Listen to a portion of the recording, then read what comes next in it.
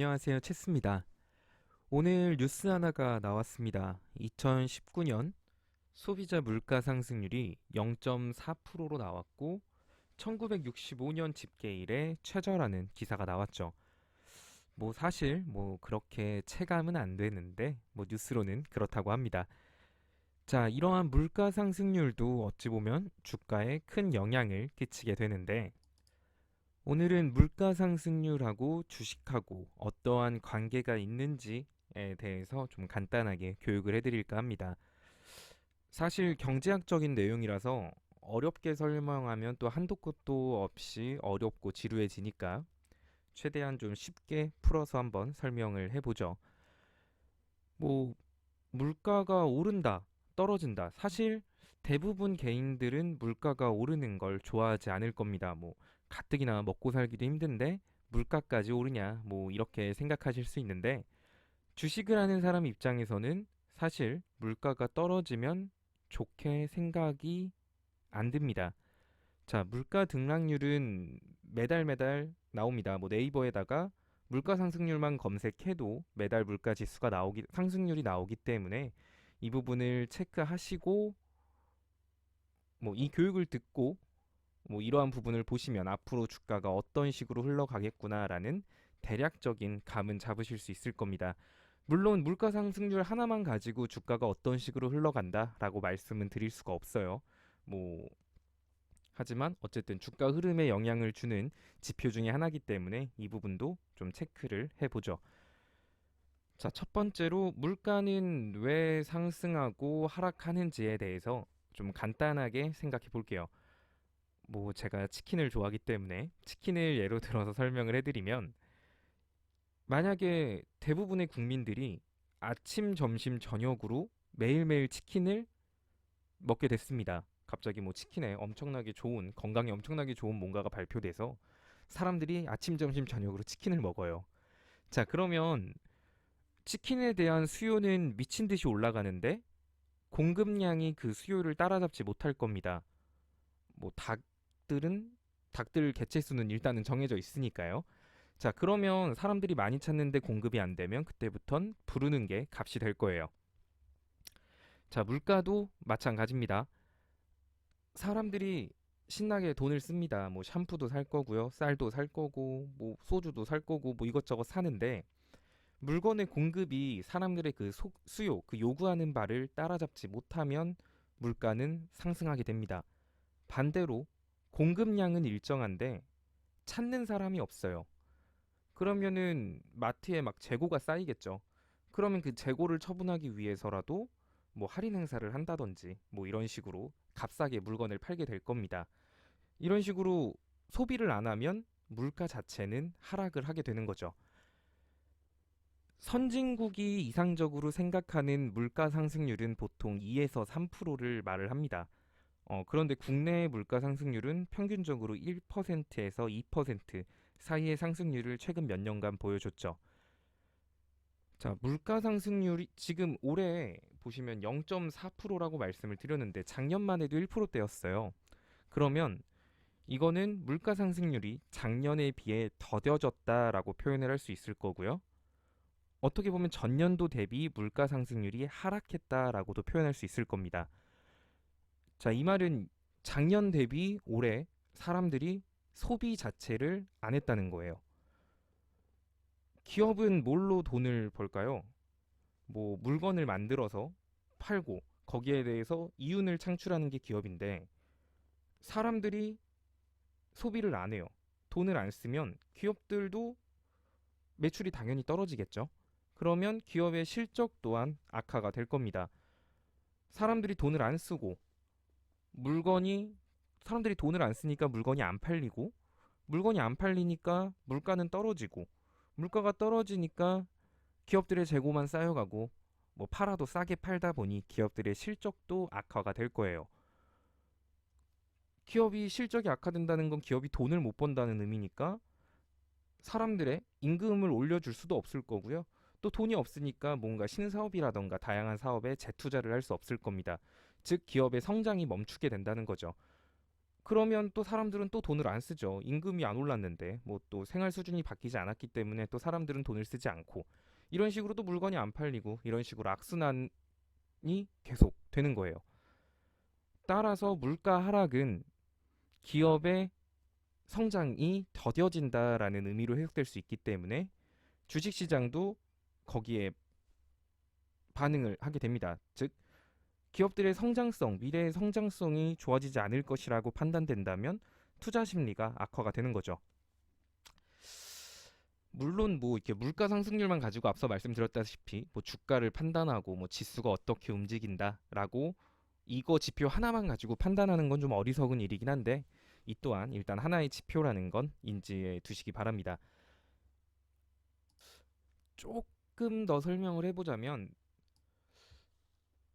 자, 일본의 잃어버린 10년 이런 거 다들 들어보셨을 거예요. 뭐 어떻게 보면 우리나라가 옛날에 일본을 따라가고 있다. 지금 일본의 수순을 밟고 있다. 뭐 이런 뉴스들도 보셨을 거고 기사들도 보셨을 겁니다. 자, 예전에 일본 같은 경우는 엄청난 경기 호황이 있었죠. 그때는 부동산 경기 호황이 엄청났습니다. 부동산으로 시세 차익을 사람들이 쉽게 봐요. 뭐 경제 활동이라던가 기업이 성장해서 사람들의 임금 수준이 올라간다던가 이런 식으로 해서 사람들이 돈을 쓰는 게 아니라 뭐 자고 일어났더니 부동산 값이 내 집값이 막 1,000만 원, 2천만 원씩 계속 올라요. 그러면은 사람들은 되게 돈을 쉽게 벌겠죠. 물론 버는 사람들만 벌겠지만 이런 식으로 돈을 쉽게 벌다 보니 사람들의 소비 또한 굉장히 많아질 겁니다. 예전에는 돈이 없었는데 부동산 시세가 막 올라가서 한번 파니까 목돈이 생기고 또 그 목돈으로 부동산 사서 또 팔고 이런 식으로 돈이 많아지니까 소비가 커진다는 건데 자 이런 거는 기업의 안정적인 성장을 바탕으로 물가가 상승한 게 아니라 그러니까 소비가 많아진 게 아니라 부동산으로 인한 거품 소비가 늘어난 거죠. 자, 소비가 많아지면 제가 물가가 올라간다고 말씀을 드렸어요. 자, 정상적인 물가 상승을 보여주지 못한 거예요. 이 상황에서 예전에 미국 서브프라임 모기지처럼 이렇게 부동산 경기 거품이 꺼지게 되면 제일 먼저 부동산 담보 대출을 했던 은행들이 망할 거고요. 또 거기에 연관된 기업들이 차례차례 흔들리고 사라지기 시작할 겁니다. 기업들이 사라지고 하면 실직자들도 엄청나게 많이 늘어나겠죠. 그러면 사람들이 예전처럼 돈을 많이 쓸까요? 돈을 안 쓸 겁니다. 사람들이 이제 극도로 겁을 먹기 때문에 이 소비 심리가 굉장히 위축이 될 거예요. 자, 예전에는 사람들이 소비를 많이 했기 때문에 소비를 많이 하면 물가가 올라간다 그랬는데 소비를 안 하니까 물가 상승률이 계속 떨어집니다. 그러다가 마이너스 물가 상승률이 되는 거죠. 그렇게 일본의 잃어버린 10년이 나온 거예요. 물론 단순히 뭐 물가 상승률이 마이너스 물가 상승률이 돼서 일본 경제가 뭐 잃어버린 10년이란 말이 나왔다라고 하는 건 아니지만 이렇게 물가 상승률은 경제에 좀 큰 영향을 끼친다라는 거 좀 인지하시기 바랍니다. 지금 어떻게 보면 우리나라랑 좀 많이 비슷해요. 부동산이 계속 물가 상승률보다 부동산 상승폭이 훨씬 크죠. 자, 기업의 성장이 바탕으로 되는 게 아니라 이러한 부동산 한쪽 투자처로 상승률이 더 커지면 그 경제는 반드시 한 번은 흔들리거나 무너지게 됩니다. 정부가 집값을 잡으려고 하는 건 어떻게 보면 뭐 부가 한쪽으로 좀 치우쳐졌다. 또 서민들이 집을 사지 못하니까 뭐 서민들을 위해서다라는 말도 있겠지만 사실 이러한 경제 이렇게 부동산 거품으로 경제가 흔들릴 거를 우려하는 정책이라고 보시면 돼요. 그게 주 이유라고 생각하시면 되는데 부동산하고 주식하고도 엄청나게 밀접한 관계가 있습니다. 그런데 이 부분에 대해서는 다음번에 해드리는 걸로 하고요. 실제로 물가 상승률하고 주가가 어떤 식으로 움직이는지 한번 봐보죠. 최근에 코스피 지수가 1900선을 순간적으로 이탈했던 시점은 8월이었습니다. 낙폭이 시작된 부근은 7월부터였죠. 결국 7, 8, 9월 달 작년 안에 코스피 지수가 가장 큰 낙폭을 보여줬었을 때예요. 그때 물가 상승률 어떤지 한번 볼까요? 보시면 평균적으로 0.6, 0.7, 0.7 이 정도 수준을 유지하던 물가가 0.6에서 0%, 심지어 마이너스 물가 상승률까지 나왔습니다. 물가 상승률이 떨어졌죠. 사람들이 소비를 안 했다는 증거예요. 사람들이 소비를 안 하고 물가 상승률이 떨어지니까 지수 또한 이렇게 빠지는 모습을 볼 수 있을 겁니다. 사람들이 소비를 안 하기 때문에 기업이 미래에 성장 가능성이 떨어질 것 같다라는 투자 심리가 반영된 모습이라고 보셔도 됩니다. 물론 이때 뭐 미중 무역 전쟁도 있었고요. 뭐 여러 가지 다른 복합적인 이유도 있었지만 뭐 단순히 우연이라고만 보기에는 정확히 789 마찬가지인 모습을 보여줬습니다. 자, 그러면 물가 상승률이 하락하면 지수의 하락 가능성이 생긴다. 반대로 물가가 상승을 시작했던 9월부터 10월 물가가 상승하기 시작했었을 때는 지수 또한 9월, 10월, 11월, 12월 물가가 지수도 상승해주는 모습을 보여줬죠. 그러면은 물가를 상승시키기 위해선 어떻게 해야 될까요? 간단하죠. 사람들이 돈을 쓰게 만들면 돼요. 뭐 여러분들이 보통 그런 거 있을 거예요. 미국에서도 블랙 프라이데이가 있듯이 우리나라에서도 뭐 코리아 페스타라고 해서 뭐 연말이라던가 중간중간 뭔가 대할인 행사로서 사람들의 소비를 유도하는 그런 행사들이 있죠. 이러한 경제 관점 흐름에 다 연결이 되는 거예요. 사람들의 소비를 올리면 물가 상승률을 조절할 수 있기 때문에 단순히 여러분들한테 뭐 TV 싸게 사세요, 뭐 옷 싸게 사세요, 뭐 이러려고 하는 게 아니라 이런 식으로 소비를 유도하고 물가 상승률을 조절하기 위한 일환이라고 생각하시면 됩니다. 물론 뭐 관광객 유치 뭐 여기 다양한 이유들이 있긴 한데 어쨌든 나라에서 하는 모든 행동에는 경제가 그 중심이 됩니다. 경제가 바탕이 되지 않는 나라들은 쉽게 무너지고요. 정권을 뺏길 수도 있기 때문에 가장 중요시 생각하는 게 사실 경제니까요. 그 경제에 직접적으로 영향을 줄 수 있는 게 정책인 거고요. 그래서 정치 테마주들이 움직이는 거예요. 이런 식으로 뭔가 이 주식 하나에 정치, 경제, 문화 등등 다양한 요소들이 다 들어가 있죠. 그래서 주식은 단순히 뭐 차트만 보고 지금 뭐 이평선이 어떻게 됐다, 뭐 저항선이 어쨌다라고만 판단하는 게 아니라요. 이런 식으로 정치, 사회, 문화 뭐 이런 거 전반적으로 다 체크를 하셔야 되고 국내로서는 그렇지만 해외 외교적인 문제들도 있겠죠. 이렇게 복합적으로 연결돼 있기 때문에 단순히 차트만 맹신하는 투자는 사실 실패할 수밖에 없어요. 물론 단기적인 관점으로 접근하는 투자들은 크게 상관이 없긴 한데 대부분의 개인 투자자들은 실시간 대응이라던가 구간을 빠르게 판단하고 대응하지 못합니다. 그냥 손실 보면 홀딩 하다가 손실폭 키우고요. 홀딩할 종목에 홀딩을 하지 않고 굉장히 위험한 종목들, 뭐 이미 이슈로 많이 올라간 종목들 고점에서 따라잡아서 그냥 빠져도 뭐 이런 거는 이슈가 살아 있으니까 뭐 올라가겠지 뭐 이런 생각으로 대책 없이 투자들을 많이 하시죠. 자, 여기까지 설명을 쭉 들으시고 이거를 보면 12월 달에 물가 지수가 다시 0.7로 복귀를 했어요. 어떻게 보면 10월, 11월, 9월, 10월, 11월 동안 보다 물가가 많이 올랐습니다. 만약에 이러한 사전 내용을 모르고 물가가 올랐다고 하면 아, 물가 올라서 싫어라고 생각할 수 있겠지만 이런 식으로 주식하고 좀 연결해서 생각을 해보면 아, 물가가 올랐으니까 앞으로 증시가 좋겠구나라고도 생각할 수 있을 거예요. 그러니까 아는 만큼 보인다고 하는 겁니다. 제가 항상 많이 말씀을 드리는 건데 알고 투자하는 거랑 모르고 투자하는 거랑 마음가짐이 되게 달라요. 내가 모르고 투자하면 약간의 변동성에도 굉장히 스트레스를 받습니다. 그냥 화면에 보이는 숫자밖에 눈에 안 보여요. 지금 마이너스 5%구나, 마이너스 7%구나, 아, 마이너스 10%다.